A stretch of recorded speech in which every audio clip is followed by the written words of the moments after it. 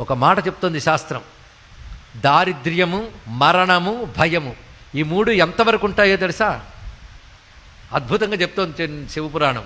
దారిద్ర్యము, మరణము, భయము ఎంతవరకు ఉంటాయంటే శివపూజ ప్రారంభించే వరకు ఉంటాయి. ఇక్కడ అర్థమైందా? తెలుగులోనే చెప్పానమ్మా నేను.